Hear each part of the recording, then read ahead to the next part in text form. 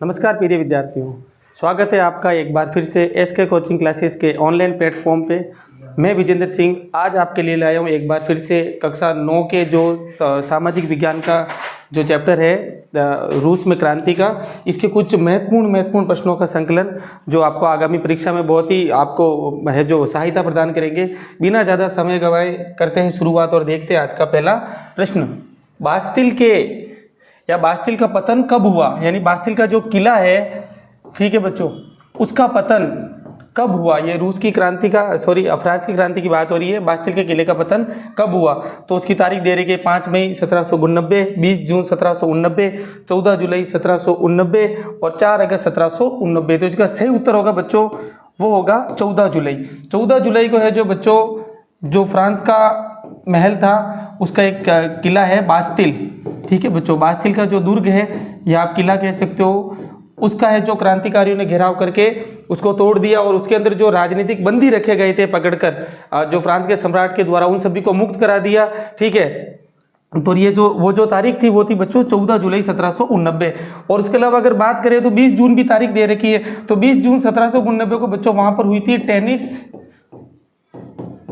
Court की शपथ। जो थर्ड एस्टेट था, जो असेंबली थी, नेशनल असेंबली, उसने जो इकट्ठे होके जो सम्राट के विरुद्ध है जो टेनिस कोर्ट की शपथ ली थी। टेनिस का कोर्ट था, जो तृतीय वर्ग था उसको बुलाया नहीं गया था सम्राट के द्वारा, तो उन्होंने बाहर ही जो अपनी जो शपथ ली कि हम बहुत ही जल्द इस कुशासन को उखाड़ फेंकेंगे, ठीक है बच्चों। तो बास्तिल के किले का पतन कब हुआ था? 14 जुलाई 1789। अगला जो प्रश्न है बच्चों वो है सीधे राज्य को दिए जाने वाला कर। अगला जो प्रश्न है, जो राज्य को अदा किया जाने वाला कर जो डायरेक्ट है, जो फ्रांस का जो सम्राट था वो जनता से सीधा कर जो वसूल करता था, वो कर कौन सा था? तो ऑप्शन दे रखा टाइड, टाइल, टाइट और राइट। जो बच्चों इसका सही उत्तर होगा वो होगा टाइल। टाइल जो कर है बच्चों वो फ्रांस का जो सम्राट है, ठीक है बच्चों, जो फ्रांस का सम्राट है वो जनता से सीधे वसूल करता था, ठीक है बच्चों, सीधे वसूल करता था। मतलब और यूं भी कह सकते हैं कि जनता द्वारा सम्राट को सीधा जो कर दिया जाता था वो क्या था बच्चों? टाइल। जो एक अन्य कर था टाइट, वो है जो चर्च द्वारा है जो आम जनता से वसूल किया जाता था, ठीक है बच्चों। अगला प्रश्न देखते हैं आपके लिए। अगला जो प्रश्न है, राजा के देवी और निरंकुश अधिकारों के सिद्धांत का खंडन किसने किया? जो फ्रांस का सम्राट था वो अपने आप को देवी, जो देवता उसका अवतार मानता था और वो निरंकुश था और वह कहता था कि भाई मैं ही भगवान हूँ और मैं ही शासन हूँ, ठीक है। तो जो उसका देवीय और निरंकुश शासन का जो अधिकार था उसका खंडन किस विचारक ने या किस जो समाजवादी जो व्यक्ति था, जो समाज में स्वतंत्रता का पुरोधा था, उसने किया? तो ऑप्शन देखते हैं। पहला है लॉक, रूसो, मॉन्टेस्क्यू व लुई 16वां। तो सही उत्तर होगा बच्चों वो होगा लॉक। जॉन लॉक ने है जो बच्चों सम्राट के देवीय सिद्धांत का और जो निरंकुश अधिकार थे वंशानुगत, उसका खंडन किया था और आम लोगों में, फ्रांस के लोगों में है जो सम्राट के प्रति क्रांति के भाव पैदा करने का कार्य किया। इसके अलावा अगर बात करें मॉन्टेस्क्यू, तो मॉन्टेस्क्यू ने है जो वो जो फ्रांस के अंदर है शक्ति पृथक्करण की बात कही थी। यानी कि जो शासन की क्रिया है, जो शासन है उसको अलग अलग भागों में बांटने का, जैसे कार्यपालिका, विधायिका और विधान परिषद में बांटने की बात कही थी। तो इसका जो सही उत्तर होगा देवी सिद्धांत का, वो जो खंडन करने वाला व्यक्ति था वो था बच्चों जॉन लॉक। अगला प्रश्न देखते हैं। अगला जो प्रश्न है वो है फ्रांस की 1789 की क्रांति के समय वहां की जनसंख्या कितनी थी? फ्रांस की 1789 की क्रांति के समय वहां की जो जनसंख्या थी उसमें जो किसान वर्ग था, ठीक है बच्चों, जो किसान वर्ग था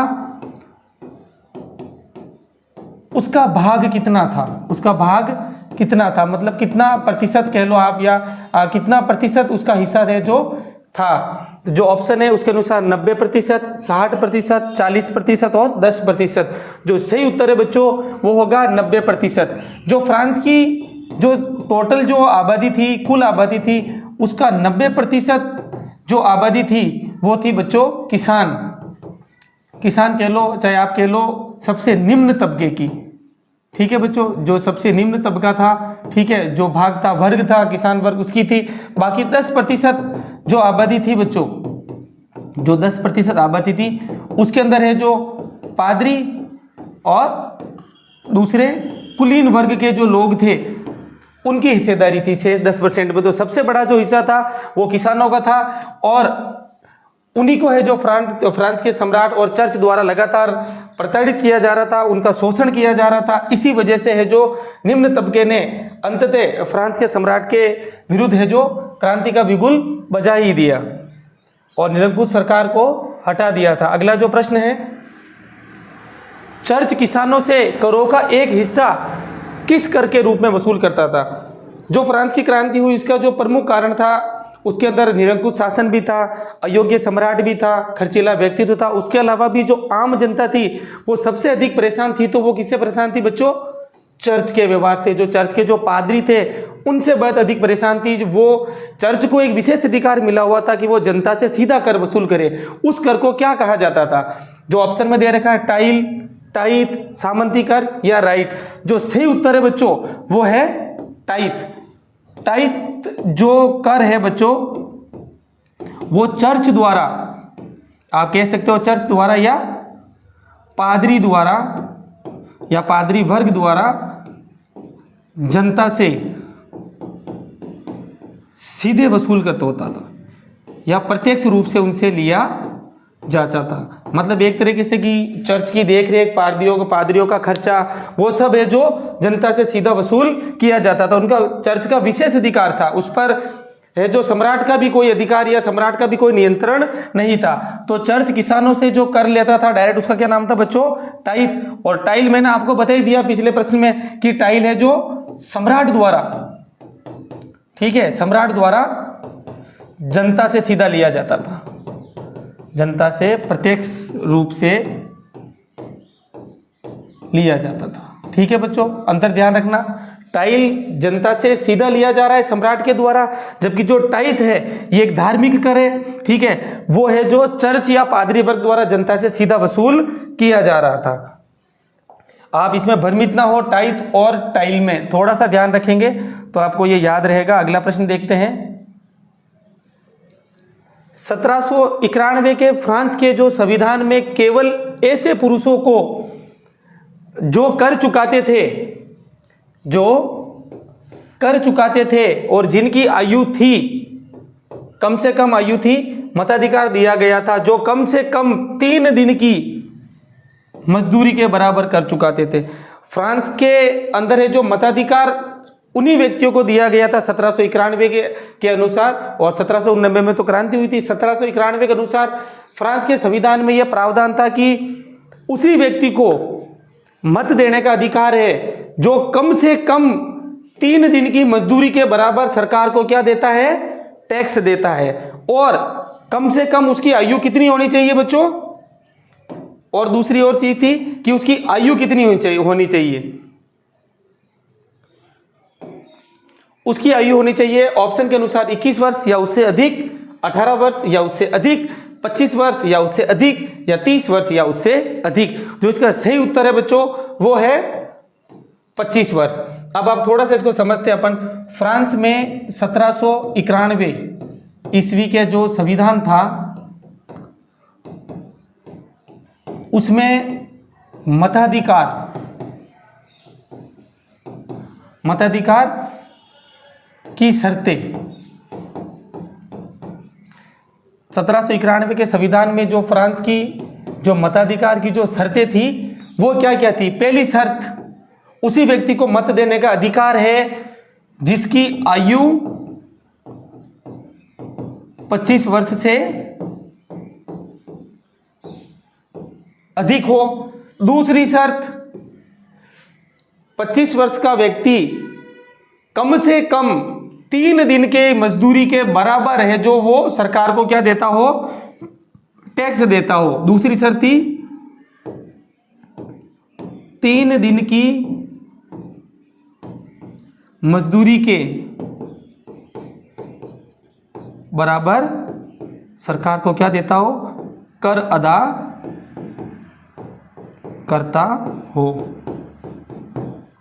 ये जो प्रमुख शर्तें थी दो, अगर जो व्यक्ति ये दो शर्त पूर्ण करेगा वही 1791 के संविधान के अनुसार फ्रांस में मत देने का अधिकारी था। तो देख लो भाई साहब आप लोगों की जो है कितना शोषण होता था आम जनता का, कि वहां पर है जो टैक्स चुकाएगा 3 दिन की मजदूरी के बराबर उसी को मत देने का अधिकार मिलेगा, और जिसकी 25 वर्ष आयु।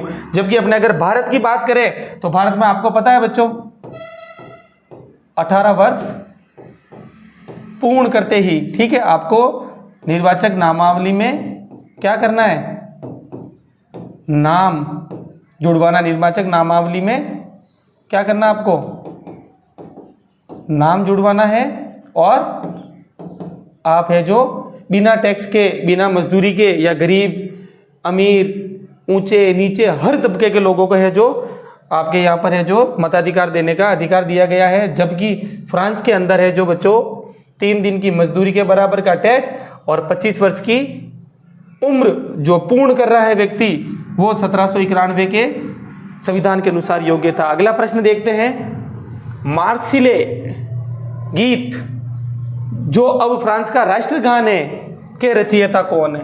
जो ये मार्सिले गीत है फ्रांस का राष्ट्रगीत, उसके रचयिता कौन है। ऑप्शन देखते हैं, सेंट जेकब, रोजेट दी लाइल, मैक्स मिलियन रॉब्सेशियर, कैमिल डेस्मालिन्स। जो इसका सही उत्तर होगा बच्चों वो होगा रोजेट दी लाइल। अगर इसी के हिसाब से अगर भारत की बात करें तो भारत का जो राष्ट्रगीत जो है बच्चों वो है आपका वंदे मातरम, और इसके रचयिता है बंकिम चंद्र चटर्जी। और जो राष्ट्रगान है भारत का बच्चों वो है जनगण मन, जनगण मन, और इसके रचयिता है रविंद्रनाथ टैगोर। इसी प्रकार से जो फ्रांस का राष्ट्रगीत है बच्चों मार्सिले, उसके रचयिता कौन है, रोजेट दी लाइल। ठीक है बच्चों, अगला प्रश्न देखते हैं।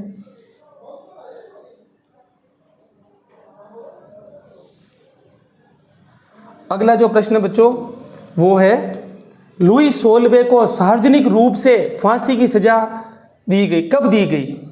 जो लुई 16वां था बच्चों उसको सार्वजनिक रूप से फांसी की सजा कब दी गई। तो इसको ऑप्शन देखते हैं, 17 जनवरी 1794, ठीक है, और 21 जनवरी 1794, 21 जनवरी 1795, 21 जुलाई 1794। तो इसका सही उत्तर है बच्चों वो है 21 जनवरी 1793। 21 जनवरी 1793 को जो लुई 16वां था बच्चों फ्रांस का सम्राट, ठीक है, उसको सार्वजनिक रूप से है जो फांसी दे दी गई। ठीक है बच्चों, सार्वजनिक रूप से फांसी दी गई, और उस पर आरोप क्या लगे थे, उस पर आरोप लगाया था देशद्रोह का। देशद्रोह का आरोप लगाकर उसे सार्वजनिक रूप से फांसी दी गई। और इसी के साथ जो उसकी रानी थी, रानी अंतनोवा, उसको भी कुछ समय बाद में है जो फांसी दे दी गई थी। तो ये आप डेट याद रखना, 21 जनवरी 1793 को है जो उन्हें फांसी दी गई थी।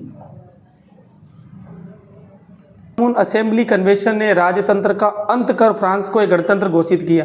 सीधी सी बात है, फ्रांस को जो 1789 की क्रांति थी बच्चों, ठीक है, फ्रांस की जो क्रांति थी 1789 की, उस क्रांति के बाद फ्रांस को है जो गणतंत्र कब घोषित किया गया। ठीक है बच्चों, फ्रांस को गणतंत्र कब घोषित किया गया वो देखते हैं। 21 सितंबर 1792, 21 जनवरी 1793, 21 सितंबर 1793, 21 जनवरी 1792। तो इसका सही उत्तर है बच्चों वो है 21 सितंबर 1792 को फ्रांस को क्या घोषित कर दिया गया बच्चों, राजतंत्र का जो है, राजतंत्र को तो बिल्कुल ही समाप्त, और फ्रांस को है जो बच्चों एक गणतंत्र घोषित किया गया। फ्रांस को गणतंत्र घोषित कर दिया गया, और है जो 1789 की क्रांति सफल रही। और इसी के बाद में जो है 21 जनवरी 1793 को लुई 16वें को फांसी दे दी गई। और इसके बाद में एक चीज़ ध्यान रखना बच्चों, फ्रांस के अंदर है जो नई शासन व्यवस्था आई, ठीक है। और उसी व्यवस्था में 5 सदस्यीय जो उनके शासन जो परिषद बनाई गई उसके द्वारा है जो फ्रांस पर शासन किया गया, ठीक है। फ्रांस को गणतंत्र कब घोषित किया गया वो जानकारी जरूरी है, तारीख याद रखनी है। अगली प्रश्न है आपके लिए बच्चों, जैकोबिन सरकार के पतन के बाद सत्ता में कौन आए?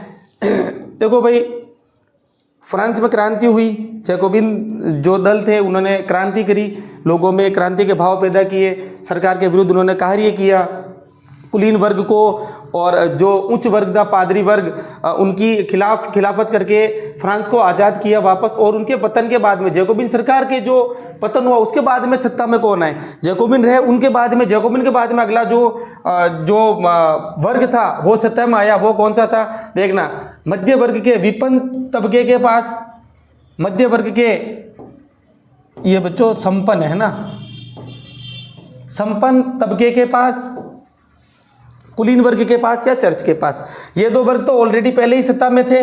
जो अब जैकोबिन सरकार के पतन के बाद जो सत्ता आई हाथ में वो था मध्य वर्ग का संपन्न जो तबका था। मध्य वर्ग का जो संपन्न वर्ग था बच्चों, उसके अंदर कौन लोग थे? देखना आप, उसके अंदर कौन थे?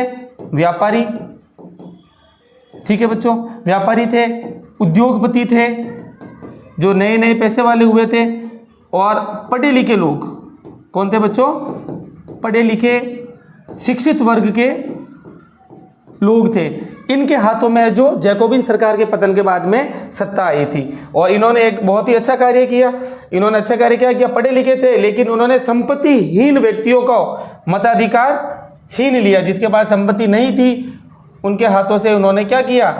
मताधिकार को छीन लिया। अगला प्रश्न है, नेपोलियन बोनापार्ट जो फ्रांस का सम्राट बना, नेपोलियन बोनापार्ट ने स्वयं को फ्रांस का सम्राट कब घोषित किया? स्वयं को फ्रांस का सम्राट कब घोषित किया नेपोलियन बोनापार्ट ने? बच्चों, नेपोलियन बोनापार्ट ने स्वयं को फ्रांस का सम्राट कब घोषित किया? नेपोलियन बोनापार्ट ने स्वयं को फ्रांस का सम्राट कब घोषित किया? जब जैकोबिन फ्रांस में क्रांति हुई, उसके बाद में जैकोबिन लोगों की सरकार आई, उसके बाद में मध्यम वर्ग के पास में सत्ता आई। और उसी समय जैसे ही जैकोबिन की समाप्ति हुई और मध्यम वर्ग के हाथ में सत्ता आई, तो एक तरीके से कह सकते हैं कि भाई नेपोलियन का उदय हो चुका था। नेपोलियन है जो अपनी जो है लगातार वृद्धि कर रहा था, राजनीतिक प्रभुत्व स्थापित कर रहा था। और अंततः एक दिन ऐसा आया, इस दिन उन्होंने स्वयं को जो फ्रांस का सम्राट घोषित कर दिया, और वो समय था 1804 में है जो नेपोलियन बोनापार्ट ने स्वयं को फ्रांस का सम्राट घोषित किया। और इसी दिन इन्होंने फ्रांस के अंदर नेपोलियन संहिता लागू की, और इसी के साथ है जो चर्च के और जो मध्य वर्ग के वंशानुगत और विशेषाधिकार थे वो सभी समाप्त कर दिए गए, और दास प्रथा को पुनः लागू कर दिया।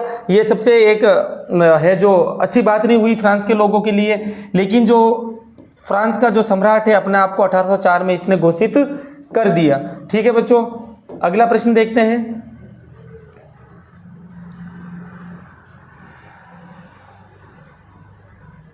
अगला प्रश्न आपके जो है अतिउत्तरात्मक है। 18वीं शताब्दी में फ्रांस के जिस सामाजिक समूह का उद्भव हुआ उसे किस नाम से जाना जाता है? 18वीं शताब्दी में जैसे ही क्रांति हुई उसके बाद में एक नया वर्ग उभर कर आया, उस नए वर्ग को क्या कहा जाता है? जैसे अगर थोड़ी सी अपन बात करें डिटेल में तो फ्रांस में 3 वर्ग थे। उच्च वर्ग जिसे आप पादरी वर्ग में कह सकते हो, दूसरा वर्ग था कुलीन वर्ग, ठीक है, और तीसरा था निम्न वर्ग। और ये तीनों ही एस्टेट जनरल के क्या थे? सदस्य थे, लेकिन इन्हें मताधिकार का अधिकार नहीं था, इनको मताधिकार का अधिकार था। लेकिन जैसे 18वीं शताब्दी के अंदर एक नया वर्ग उभर कर आया, और वो जो नया वर्ग उभर कर आया बच्चों, जो नया वर्ग उभर कर आया बच्चों वो था मध्यम वर्ग या मध्य वर्ग। और इस मध्य वर्ग के अंतर्गत कौन थे? शिक्षित और पढ़े लिखे लोग, व्यापारिक लोग, ठीक है, जो एक स्थान से दूसरे स्थान पर यात्रा करते थे, जो शिक्षित अच्छे खासे पढ़े लिखे थे, वो नए वर्ग का उदय हुआ। और ये नए नए अमीर बने थे। तो ये नया वर्ग है जो 18वीं शताब्दी में फ्रांस के समाज के अंदर या समुदाय के अंदर उभर कर आया। ठीक है बच्चों, तो नया वर्ग कौन सा हो गया? मध्य वर्ग या मध्यम वर्ग उभर कर आया। अगला प्रश्न, फ्रांस के प्रथम 2 एस्टेट के सदस्यों को प्राप्त किसी एक विशेषाधिकार का वर्णन कीजिए। जैसा कि मैंने बताया आपको पिछले प्रश्न में कि फ्रांस के अंदर जो 3 एस्टेट थी, उसमें से जो 2 एस्टेट थे उनके जो सदस्यों को विशेष अधिकार कौन सा प्राप्त था? उनको विशेष अधिकार प्राप्त था कि राज्य को दिए जाने वाले करों में छूट।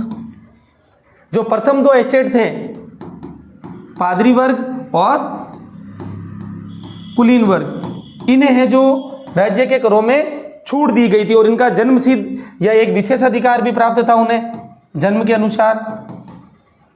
एक तो उन्हें छूट थी और एक उन्हें जन्म के आधार पे विशेष अधिकार भी दिया गया था, जिसके अंतर्गत उन्हें करों में छूट थी। किसी भी भूमि का वे स्वामी बन सकते थे और बिना सरकार को पूछे आम जनता पर वो नए नए टैक्स भी लागू कर सकते थे। ये उनका विशेष अधिकार था। ठीक है बच्चों, और विशेष छूट भी थी उनकी प्रथम 2 स्टेट की। अगला प्रश्न, सरकार के बारे में मोंटेस्क्यू का प्रमुख विचार क्या है? जो सरकार के बारे में जो सामाजिक विचारक थे, उनके जो विद्रोह के प्रमुख विचारधारक थे फ्रांस के अंदर, वो थे मोंटेस्क्यू। मोंटेस्क्यू के अनुसार सरकार के अंदर क्या होना चाहिए? मोंटेस्क्यू मैंने पहले प्रश्न में बताया था आपको। मोंटेस्क्यू ने क्या दिया था? एक सिद्धांत, शक्ति पृथक्करण का सिद्धांत, चाहे कह सकते हो आप शक्ति के विभाजन का सिद्धांत। मोंटेस्क्यू कहता था कि जो सत्ता है, जो शक्ति है, एक व्यक्ति या एक संस्था के पास नहीं रहनी चाहिए। जो शासन करने की शक्ति है वो सरकार के अलग अलग भागों में बांट देनी चाहिए। जैसे मोंटेस्क्यू के अनुसार सरकार के अंदर ही एक विधायिका होनी चाहिए, कार्यपालिका तथा न्यायपालिका के बीच सत्ता का क्या होना चाहिए?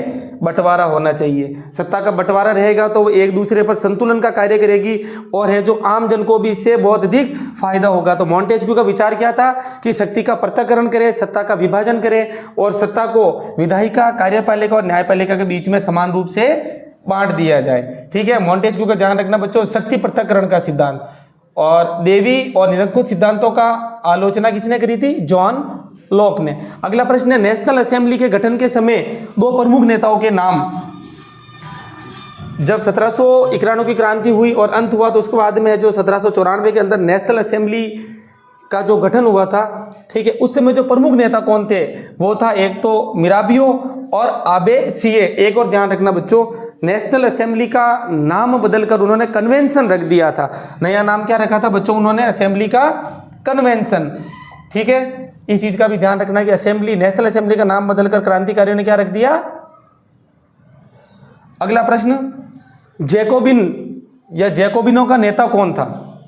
जो ये बच्चों जैकोबिन दल थे, फ्रांस की क्रांति के बहुत ही अग्रणी जो आप कह सकते हैं हिस्सेदार थे और आम लोगों में इन्होंने बहुत ही अधिक राष्ट्र की भावना को प्रेरित किया और फ्रांस के निरंकुश शासन को उखाड़ फेंकने में बहुत अधिक सहायता की।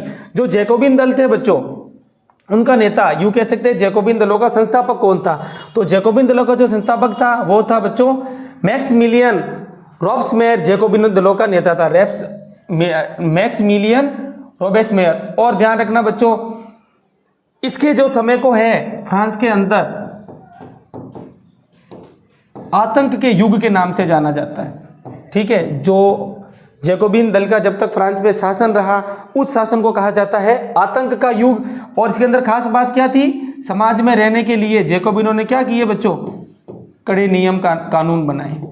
कड़े नियम कानून बनाए, उनकी पालना नहीं करने पर व्यक्ति को जेल में डाल दिया जाता था या फिर उनको बहुत ही अधिक प्रताड़ना दी जाती थी, उनको मृत्युदंड दिया जाता था। ध्यान रखना बच्चों, जैकोबिन दलों का नेता कौन था? मैक्समिलियन रॉब्समेयर। और जो जैकोबिन दल की जो सत्ता रही फ्रांस में उस समय को कहा जाता है आतंक का युग। अगला प्रश्न देखते हैं, जैकोबिनों को किस नाम से जाना जाता है? जैकोबिनों को किस नाम से जाना जाता था? जो जैकोबिन दल थे उनके सदस्य की एक खास बात थी बच्चों। उनकी खास बात क्या थी? इससे पहले देखते हैं उन्हें क्या कहा जाता था? सीकुलात। उनकी खास सीकुलात क्यों कहा जाता था? जो जैकोबिन दल के जो सदस्य थे जितने भी, उसमें सदस्य कौन थे जैकोबिन दल के? जैकोबिन दल के जो सदस्य हैं उसके अंदर कौन होगा बच्चों? समाज के सबसे निचले तबके के किसान, मजदूर, ठीक है बच्चों, दर्जी और नाई, लोहार, ठीक है, और उसके अलावा बंदरगाह यानी गोदी बाड़े में या गोदी में काम करने वाले मजदूर। अब एक चीज ध्यान रखना बच्चों, जो गोदी में काम करते थे बच्चे, जो मजदूर लोग काम करते थे गोदी के अंदर, उनकी क्या खास बात थी? उनकी खास बात थी कि वो पैंट पहनते थे। क्या पहनते थे? पतलून पहनते थे, ठीक है बच्चों, एक पतलून पहनते थे और वो कैसी थी? धारीदार, धारीदार पतलून यानी कि धारीदार पैंट पहनते थे और वो उनकी मजदूरों की ड्रेस थी, ठीक है। और उसके अलावा जो फ्रांस का कुलीन वर्ग था, ठीक है बच्चों, कुलीन वर्ग तो जहाँ वो पहनता था स्कर्ट, ठीक है बच्चों, घुटने तक, वो भी कहाँ तक? घुटने तक वाली एक स्कर्ट पहनता था। और इसकी वजह से उनका विरोध करने के लिए जो जैकोबिन दल के सदस्य थे वो सब क्या पहनते थे? धारीदार पतलून। और इसी धारीदार पतलून की वजह से उनको कहा जाता था सी कुलात। और धारीदार पतलून कुलीन वर्ग का विरोध करने के लिए जैकोबिन दल के सदस्य पहनते थे। इस चीज का ध्यान रखना बच्चों आप कि जैकोबिन दल के सदस्यों को क्या कहा जाता था? सी कुलात। और सी कुलात की क्या विशेषता थी? कि वो धारीदार पतलून पैंट पहनते थे, जो उनकी क्या थी? काम करने की वेशभूषा, उनका ड्रेस कोड था जहां पर वे काम करते थे। अगला प्रश्न देखते हैं, टूटी हुई जंजीर से क्या तात्पर्य है? टूटी हुई जंजीर या बेड़ी है दासों की आजादी का प्रतीक है। टूटी हुई जो जंजीर या दास है उसकी आजादी का प्रतीक है। फ्रांस के अंदर है जो दास प्रथा, ठीक है बच्चों, दास प्रथा चली आ रही थी, ठीक है, दास प्रथा चली आ रही थी, उसका अंत या सब जो पूर्ण रूप से जो अंत किया था, पूर्ण रूप से अंत हुआ था बच्चों, वो हुआ था 1894 में। लेकिन इससे पहले जैकोबिन जो सरकार आई थी 1792 में 94 में जैकोबिन सरकार ने है जो दासता पर क्या लगा दिया था? प्रतिबंध लगा दिया था। लेकिन दासता पर प्रतिबंध लगाया, उसके जैकोबिन के बाद में मध्यम वर्ग की सरकार आई और अंततः 1804 में कौन आया बच्चों? नेपोलियन। और नेपोलियन ने क्या किया बच्चों? नेपोलियन ने दास प्रथा को क्या कर दिया? पुनः शुरू कर दिया, ठीक है बच्चों, दास प्रथा को पुनः शुरू कर दिया नेपोलियन ने। लेकिन जैकोबिनों ने क्या किया? उसे समाप्त करने का प्रयास किया, प्रतिबंध लगाए, लेकिन दास प्रथा पर पूर्ण प्रतिबंध लगा 1894 में। और इसी का प्रतीक है टूटी हुई जंजीर। टूटी हुई जंजीर का मतलब है कि आप आज से मुक्त हो, आप किसी की गुलामी से मुक्त हो चुके हो, ठीक है बच्चों, ध्यान रखना। टूटी हुई जंजीर किसका प्रतीक थी? दास प्रथा से मुक्ति का। अगला जो प्रश्न है वो है गिलोटिन से आप क्या समझते हैं? गिलोटिन से आप क्या समझते हैं? गिलोटिन दो खंभों के बीच लटकते आरे वाली एक मशीन थी जिस पर रखकर अपराधी का सिर धड़ से अलग कर दिया जाता था। जब मैंने आपको बताया कि जैकोबिन दलों की जब सरकार थी तो उस समय को क्या बोला गया था? आतंक का युग। किसका युग बच्चों? आतंक का युग। और जो ये आतंक का युग है, ये आतंक का युग ही है जो बच्चों उस समय में जो भी जैकोबिन दल द्वारा बनाए गए कड़े नियम कानून का पालन नहीं करता था या कोई चर्च या पादरी उनका कहना नहीं मानता था, तो उनके लिए उन्होंने एक विशेष प्रकार का एक यंत्र बनाया था। लोगों को डरावनी विषम हत्या करने के लिए, उनको लोगों में नैतिक प्रभाव जागृत करने के लिए एक दो खंभे वाली एक लकड़ी खड़ी की जाती थी, उसके ऊपर है जो तेज धार वाला एक आरा या चाकू हुआ करता था, नीचे लकड़ी का फट्टा, और इस प्रकार से एक डिजाइन हुआ करती थी। व्यक्ति को यहाँ पर है जंजीरों से बांध के गर्दन रख दी जाती थी और इसको एक लीवर रखा जाता था रस्सी के माध्यम से। जैसे ही लीवर को झटकाते ये स्पीड से नीचे आता और आदमी की गर्दन धड़ से अलग। और ये सब कार्य सार्वजनिक रूप से चौराहे पर किया जाता था ताकि कोई इन व्यक्तियों की हत्या को देखकर कोई अन्य व्यक्ति जैकोबिनों के खिलाफ आवाज ना उठा सके, ठीक है बच्चों। तो आपको पूछा जाता है कई बार कि गिलोटिन क्या है? गिलोटिन है दो खंभों के बीच लटकते आरे वाली मशीन जिस पर रखकर अपराधी को सिर धड़ से अलग कर दिया जाता था। अगला प्रश्न देखते हैं,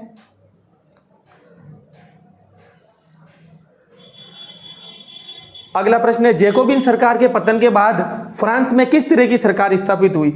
क्रांति के बाद में जैकोबिन सरकार के बाद में अगली सरकार कौन सी आई? जैकोबिन सरकार के पतन के बाद फ्रांस में 5 सदस्यों वाली डायरेक्टरी सरकार का यह स्थापना हुई। आपको पता है कि जैकोबिन के बाद में किसके आई? मध्यम वर्ग के पास। किसके पास? मध्यम वर्ग के पास सत्ता आई, और मध्यम वर्ग ने है जो बच्चों 5 सदस्यों वाली डायरेक्टरी सरकार स्थापित की। उन्होंने क्या किया? जो है शासन को विभाजित कर दिया 5-5 सदस्यों में, और ग्रामीण क्षेत्रों में और शहरी क्षेत्रों में विधायिका व विधान परिषद उनका गठन किया, और इसके माध्यम में से है जो उन्होंने सरकार चलाई। तो प्रश्न ये है कि जैकोबिन सरकार के बाद फ्रांस में किसके पास सत्ता आई? मध्यम वर्ग के पास, और मध्यम वर्ग ने 5 सदस्यों वाली डायरेक्टरी सरकार की स्थापना करी। ठीक है बच्चों, अगला प्रश्न देखते हैं।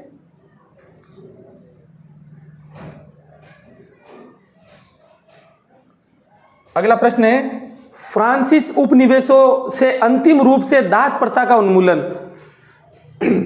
जो मैंने पीछे बताया था, सॉरी बच्चों, 1848 था वो, ध्यान रखना, उसको थोड़ी गलती हो गई थी। 1848 दास प्रथा का पूर्ण रूप से उन्मूलन ये उपनिवेशों के अंदर किया गया, अंतिम रूप से वो किया गया था। पर दास प्रथा का उन्मूलन 1848 में, जो फ्रांस के उपनिवेश थे उसके अंदर अंतिम रूप से उन्मूलन कब किया गया था? 1848 में। क्षमा करना, पिछले वाले प्रश्न में मैंने 1894 बता दिया था, वो गलत उत्तर था, भ्रांतिवश बोल दिया मैंने जल्दबाजी में। जो सही उत्तर है बच्चों वो है 1848 में। ठीक है, अगला प्रश्न देखते हैं।